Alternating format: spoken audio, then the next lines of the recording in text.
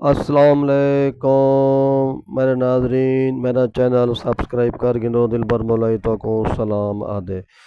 अज तक बहावलपुर की रियासत दे विच एक पीरनी की दर्दनाक कहानी सुने हैं। नज़ीर लिगारी साड़ी तारीख ते सकाफत दे हाल हवेलियां दा वड्डा सांभा है। बिन्ने लोकें आली कार इवी नाम निहाद जगीरदार पीरें दे अंदरूनी हालें दा हाल साकू दस्से, बल्कि उन्हें दे अंदर दे पर्दे चाक कीते न। ਉਹ ਆਪਣੀ किताब विसाख दे सफ़र नंबर 111 ते लिखदे।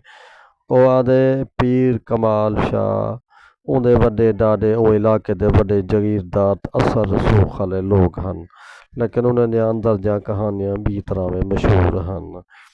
बहावलपुर रियासत दे वड्डे असर रसूख अमीर विचों पीर कमाल शाह या उनके अबा अजदाद वड्डे असर रखण वाले लोग हैं।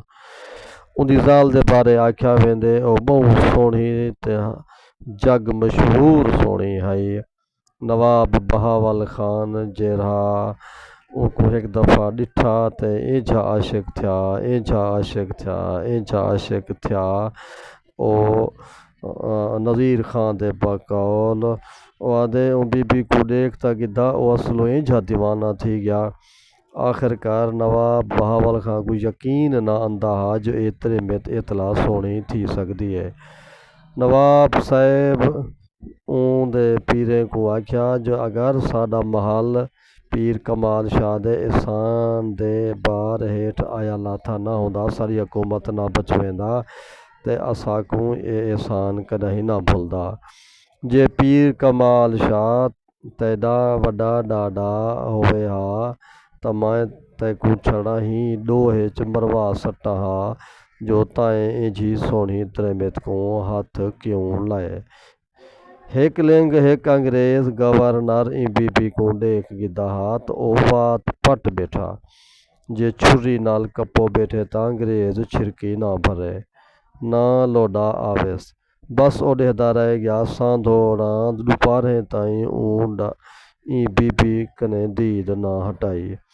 पर उनदे नाल थिया क्या हा, उनदे नाल ए थिया जो पीर सई को 4 साली दे बाद 5वीं परनीचनी है। पीर सई को 5वीं दी लोड़ इत वास्ते पाई जो उनदे पेके दिल्ली विच वासराए दे दरबार दे पुराने दरबारी हन अते उन्हें ਉਹ पीर सई को पक दिवाया होया हा जो अगर तेरा सादा रिश्ता थी गया संग थी गया तां ਉਹ पीर को दरबार दे विच अंग्रेज़ें दी हुकूमत दे विच कुर्सी घिना दे सन। 5वीं परनीचण सांगे पीर सई को हवेली दे विच अपने जेड़ा पहलियां 4 जाली हैं, क्योंकि बीबी भी उन 4 जाले विचों एक है, तो इन्हें सारियों को सड़वायोस तो आखिस मैं हुण भी रन भरनी ना, तो क्योंकि शरीयत 4 होंदे न, एक मैं ख़त्म करे ना तुसां चौं विचों कहीं को मैं कनू अंज थिवना पोसी आओ अज कूने करे नूं जो कहंदा भुखा निकल दे। बीबी वड्डी है जरी आख्या तू कूने ना कर, तू मैं को अंज कर दे। पीर सई आख्या जो तै को अंज करते मैं हवेली विचों बाहर तो निमी कढ़ सकदा। बीबी सैन आख्या जो मैं भी हवेली विचों बाहरों निमी पई निकल दे। पीर सई आख्या जो ये गाल लुक तो नहीं सकदी जो मैं तैको तलाक दे दिती है, वल तां तैदा हथ मंगण तैदा रिश्ता मंगण वाले दा कतारां लग वैसन। मैं कंहिंको हटके सां मैं कंहिंको जवाब दे सां।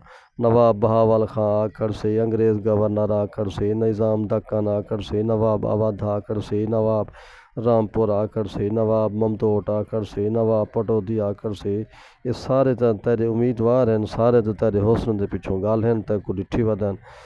तो इं वजह कन्नै सारे अंग्रेज़ जरनेल जज वड्डे वड्डे अफसर तैको देख देख ते ठड्डे साह भरेंदे रह गए। ते पीर सई दी गाल सुनते वड्डी बीबी आख्या जो तू अपने आप को मारन हराम है, खुदकुशी हराम है, वरना मैं खुदकुशी चा कर रहा लेकिन मैं अपना खून तक बचके नहीं आ तो मैं को आप मार घात ते मैं जहान भी तक बचके अगले जहान भी तक बचके बेहदी वड्डी बीबी दी लाश सामने पई आई। एक पासे घेनते बे पासे ताई काती फिरी पई आई।